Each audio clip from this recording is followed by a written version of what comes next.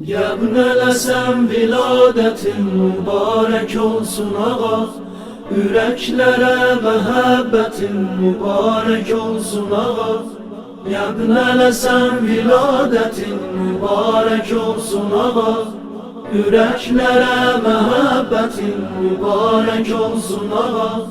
Göz açtın aleme Mevla, dedi melaikeler, bu Alevi celaletin mübarek olsun ağa.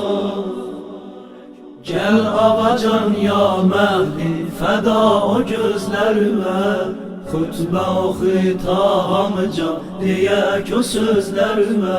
Selam ol enze bileze gece gündüzlerime, cehane mahi tel'atün mübarek olsun ağa.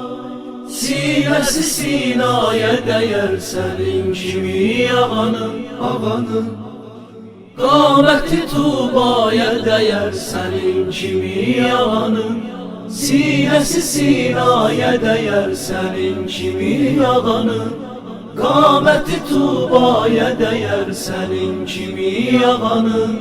Bir tükü dünyaya değer senin kimi ağanın. İkame-i adaletin mübarek olsun ağa. Yebnelesen viladetin mübarek olsun ağa. Yüreklere muhabbetin mübarek olsun ağa. Yebnelesen viladetin mübarek olsun ağa. Yüreklere muhabbetin mübarek olsun ağa.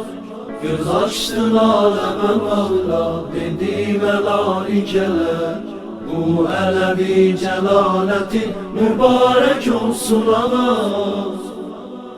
Gel ey nevadi hatem, bu hicre hateme ver, tanıttır ey deri halka peyami Fatime ver, sevindir.